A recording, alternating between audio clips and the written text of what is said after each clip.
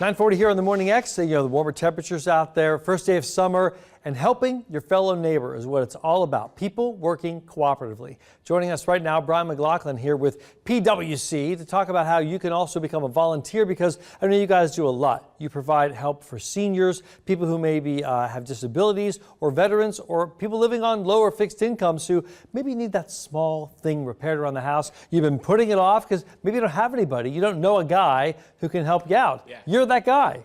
Yeah, I can be sometimes. Yeah, absolutely. Yeah. Yeah, so I'm the volunteer program manager at PWC. So I run all of our volunteer projects and events. We just wrapped up our main day of Repair Fair, which is our big summer volunteer event of the year. It was last weekend on the 14th. But we also offer those opportunities all throughout the month of June. We have some groups out with us this weekend, and we're looking for more volunteers. So like you said, it could be something small like cleaning up somebody's flower bed, something really simple to you, but maybe that person just doesn't have the physical ability to do those Can't things. kneel down on the ground. Yeah. I know a lot of relatives who have like blood pressure issues. They couldn't lean over because they could like pass out. Yeah, absolutely. So yeah, they need someone who can just get down there and get the work done. Yep. You guys, do you do this all year round, or is it just through the summer months? Yeah, so we're very busy with volunteer activities throughout the summer, obviously, because when the weather's nice and people can work outside, that's the best time for them to do it. But we do offer opportunities all throughout the year. We have a field service volunteer program, which are people who make a regular commitment, usually to come in weekly and fix something in somebody's house every week. You don't have to have any kind of great skills. If you're not like a handy guy, but you have an able set of hands and a strong back. Yeah, absolutely. And even some of those things too, like we're putting in accessibility ramps for people who might not be able to get in and out of their homes safely.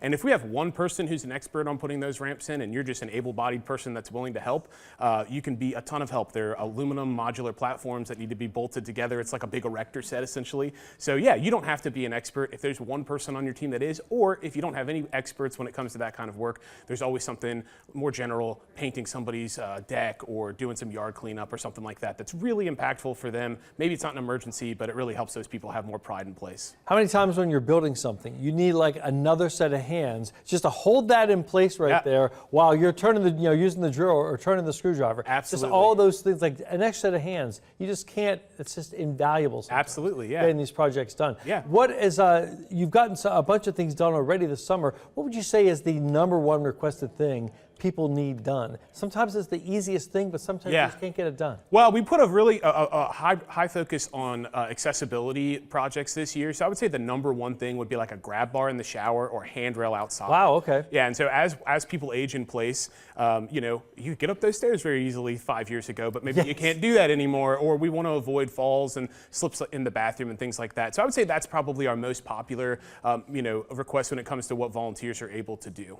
That's great that you guys have. How many people do you have volunteering this year? This year, oh gosh, a lot. Probably over 3,500, I would say, total. Wow. We have a big event in the fall called the Repair Fair, where we get about 2,000 volunteers that go out and rake leaves and clean gutters for us. That makes up a lot of that. All right, so pwchomerepairs.org. Their email's right there. We'll put that on our website as well. Or you can just call the number to talk to folks like Brian with People Working Cooperatively. I'll get that out, I swear to God. But I tell you what, I love that you guys are doing this work, and sometimes people just need somebody, and you're going to hear what their needs are and make that happen. And that sometimes is just, it's going to make their day. Yeah, and I think it's a great time for us to focus on community and taking care of each other when we can. It's good stuff. Yeah.